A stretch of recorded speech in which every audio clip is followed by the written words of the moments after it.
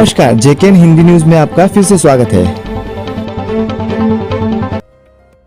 अकोला महानगरपालिका चुनाव के अंतर्गत प्रभाग क्रमांक 13D से अपक्ष उम्मीदवार आशीष गणेशराव पवित्र कांड से जेकेएन प्रतिनिधि गजानन वानखड़े ने एक विशेष मुलाकात की।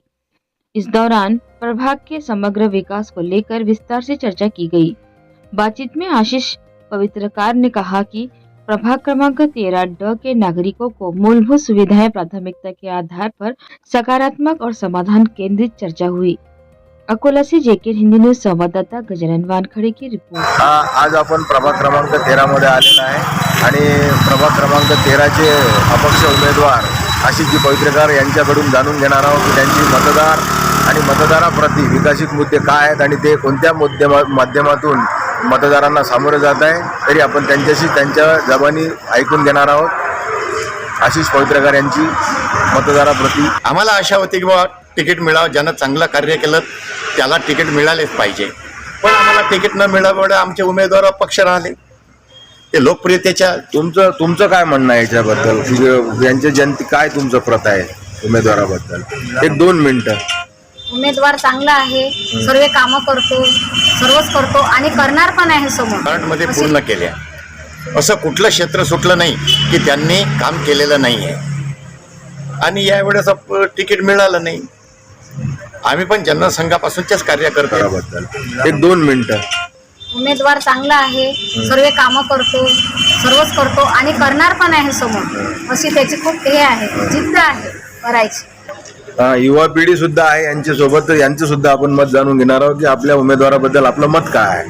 खूप चांगलं काम आहे आशिषभाऊंचं, आणखी त्यांनी खूप कामं केलेले आहेत आणि अजून एक आहेत म्हणजे वडीलधारी व्यक्ती आहेत, ज्येष्ठ नागरिक आहेत, त्यांची सुद्धा आपण मत जाणून घेणार आहोत की या उमेदवाराबद्दल त्यांचं काय मत आहे। प्रभाग क्रमांक 13D चे अपक्ष उमेदवार आशिषजी पवित्रकार यांच्याशी त्यांच्या मनातील बाब जाणून घेणार आहोत।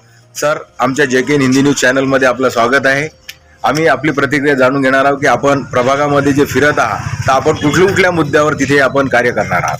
आतापर्यंत मी जे डेव्हलपमेंट केलेलं आहे ते सर्व जनतेला माहिती आहे आणि जनतेच्या एका कॉलवर मी तिथं पोहोचतो आणि त्यांचं काम करून देतो। आता कसं आहे की आता समोरच्या माझ्यावर जो अन्याय झालेला आहे त्याचे उत्तर जनता देणार आहे।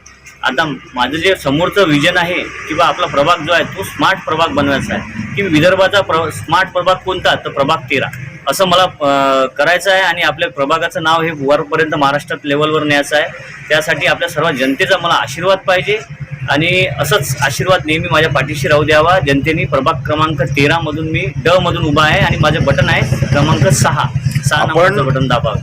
दादा, आपण एक प्रश्न विचारला जनतेला की बा आशिष पवित्रकारच का, तर या प्रश्नाचे आपण हा मुद्दा जो मांडलेला आहे याच्याबद्दलची आपली भूमिका काय आहे? गेल्या 15 वर्षापासून मी जनतेच्या सतत संपर्कात आहे आणि मी त्यांच्या घराचा सदस्य म्हणून या प्रभागात काम करत आहे आणि जनतेलाही जेव्हा जेव्हा अडचणी येतात, जसं लाईट, त्यानंतर नालीचा प्रॉब्लेम असो, त्यानंतर घराची लाईन असो, नळ असो, त्यानंतर रस्त्याचं असो की कोणताही प्रॉब्लेम असो, जसं कुत्रं मेलेलं असलं किंवा आणखीन काही जनावराचाही प्रॉब्लेम आला तर ते मला हक्काने कॉल करतात आणि मला असं म्हणतात की आशिष हे एवढं करून घे।